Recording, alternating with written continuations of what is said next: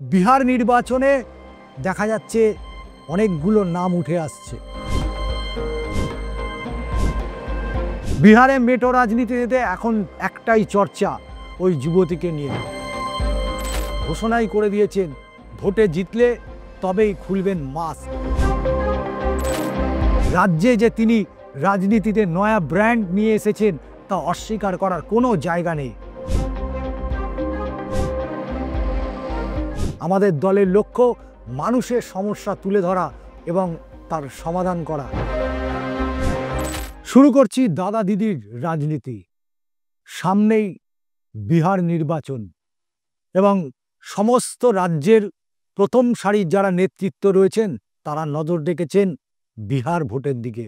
তার কারণ ভারতবর্ষের এই মুহূর্তে যা সার্বিক রাজনীতি, এসআইআর, যে এসআইআর প্রথম বিহারে হয়েছে এবং সেই বিহারেই প্রথম নির্বাচন, সেই নির্বাচনের দিকেই তাকিয়ে রয়েছে সারা ভারতবর্ষ। এবং বিহার নির্বাচনে দেখা যাচ্ছে অনেকগুলো নাম উঠে আসছে। আমরা শুনেছেন দীর্ঘ সময়, প্রত্যেকেই আমরা জানি বিহার লালু প্রসাদ যাদব, মুলায়ম সিং যাদব।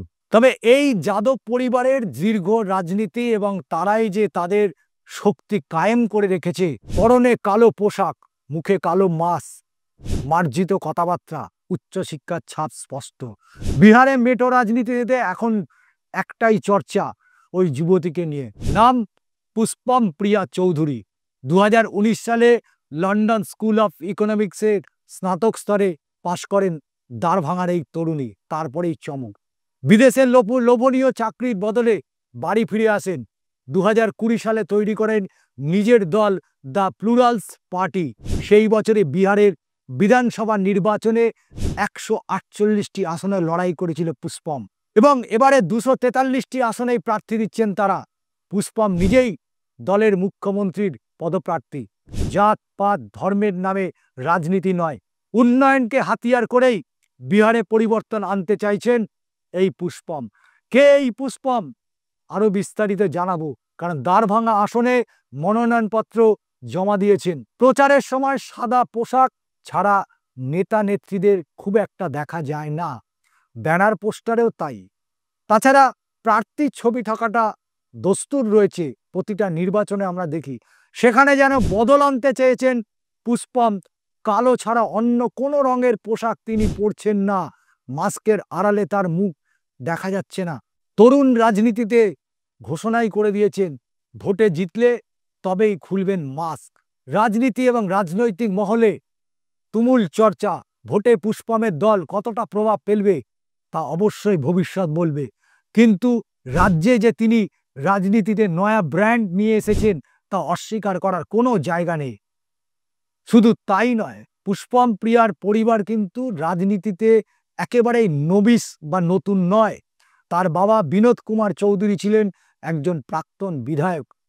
কাকা বিনয়ও গত বিধানসভা নির্বাচনে বেরিপুর থেকে জেডিইউর টিকিটে জিতে বিধায়ক পর্যন্ত হয়েছিলেন। পুষ্পমের ঠাকুরদাদা অর্থাৎ উমাকান্ত চৌধুরী ছিলেন নীতিশ কুমারের অত্যন্ত ঘনিষ্ঠ এবং সমতা পার্টির অন্যতম প্রতিষ্ঠাতা। সেই পরিবারের মেয়ে 38 বছর বয়সী পুষ্পম দাঁড়ভাঙা স্কুলের পড়াশোনা শেষ করে স্নাতক স্তরে পড়াশোনার জন্য পুনেতে চলে যান। এরপরেই ব্রিটেনে তিনি পাড়ি দেন। সাসেক্স বিশ্ববিদ্যালয় থেকে ডেভেলপমেন্ট স্ট্র্যাটেজি এবং লন্ডন স্কুল অফ ইকোনমিক্স থেকে পাবলিক অ্যাডমিনিস্ট্রেশন নিয়েও স্নাতকোত্তর পাশ করেন। রাজনীতিতে যোগদানের আগে তার বেশ কিছু ইতিহাস আছে। কিছুদিন আগেই আপনারা জানেন যে বিহার সরকারের পর্যটন ও স্বাস্থ্য দপ্তরের পরামর্শদাতা হিসাবে কাজও তিনি করেছেন। এবং শুধু তাই নয়, প্রচারে বেরিয়ে জাতপাতের রাজনীতির ঊর্ধ্বে তিনি খোলাখুলি উন্নয়নের পক্ষে সওয়াল করেছেন। এবং এই কারণেই দলের 243 জন প্রার্থী তাদের মনোনয়নপত্রে যেখানে ধর্মের জায়গার বিবরণ দেওয়া ছিল সেখানে বিহার বলে উল্লেখ করেছেন। পুষ্পমের কথায় প্লুরালস মানেই সব ধর্ম, সব জাতের মানুষ একসঙ্গে রাজত্ব করবে। আমাদের দলের লক্ষ্য মানুষের সমস্যা তুলে ধরা এবং তার সমাধান করা। তার মতে আরও বেশি উচ্চশিক্ষিত যুবক যুবতীদের রাজনীতিতে আসলে দেশের পক্ষে অবশ্যই মঙ্গলময় হবে। এখানে বিহার বোর্ড নিয়ে ইতিমধ্যেই তেজস্বী যাদব থেকে শুরু করে, মুলায়ম সিং যাদব থেকে শুরু করে, পিকে থেকে শুরু করে প্রত্যেকেই ভোট ময়দানে তারা একে অপরকে টেক্কা দেওয়ার চেষ্টা চালাচ্ছে।